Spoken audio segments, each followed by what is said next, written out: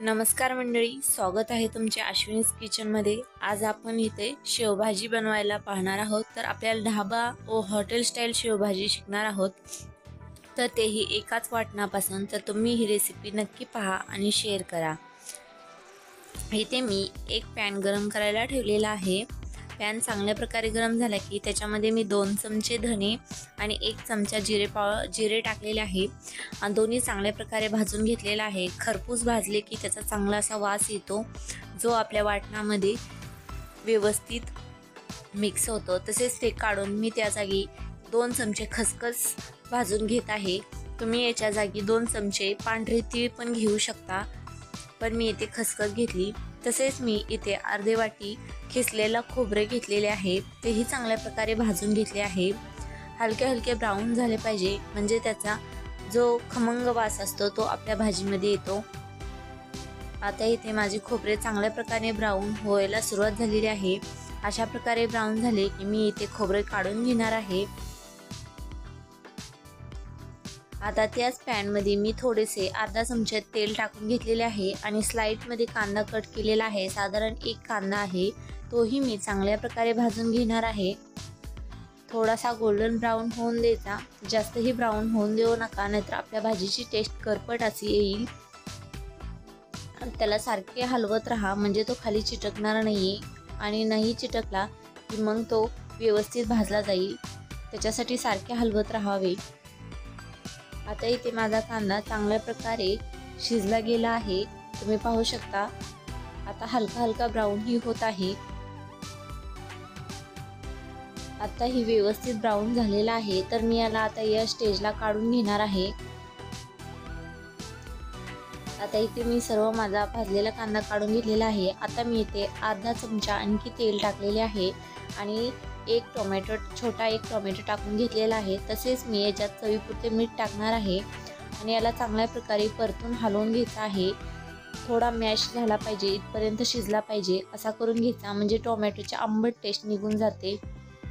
आता इथे मी मिक्सर जारमध्ये आधी सगळे भाजलेले कोरडे मसाला, तसेच अद्रक आणि लसणाच्या 4-5 पाकळ्या घेऊन व्यवस्थित मिक्सरला फिरवून घेतलेले आहे।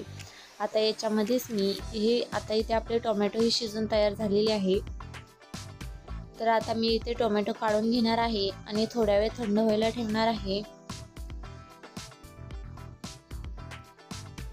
आता मी थोडेसे थंड झाले की आता मी याला मिक्सर जारमध्ये ॲड करणार आहे। टोमॅटो आणि कांदा जो भाजून ठेवलेला होता तो मी याच्यात ॲड केलेला आहे आणि एकदा मी ह्याला व्यवस्थित फिरवून घेणार आहे। आता हे व्यवस्थित फिरून झालेले आहे, तर याच्यामध्येच मी लाल मिर्च पावडर आणि काळा मसाला ॲड करणार आहे। मिश्रणामध्ये जर बारीक करून घेतला तर आपल्या भाजीला चांगली तरी येते। आणि थोडेसे पाणी मी याच्यामध्ये ॲड करून याला व्यवस्थित मिक्सरला फिरवून घेतले आहे। आता आपला मसाला रेडी झालेला आहे, तर मी इथे पॅन गरम करून त्याच्यामध्ये साधारण 2 चम्मच तेल टाकून घेतलेले आहे।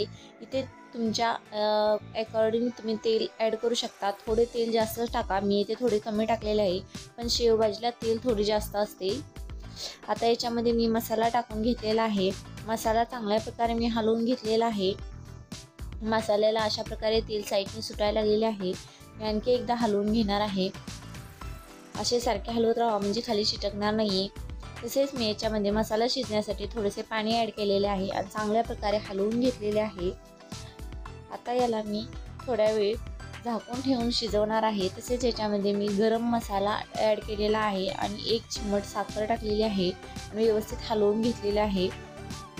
तर याला थोड्या वेळ झाकण ठेवून शिजू द्या, म्हणजे हा मसाला व्यवस्थित शिजला जातो। हा मसाल्याला अशा प्रकारे शिजून तयार झालेला आहे आणि त्याला तेलही सुटलेले आहे।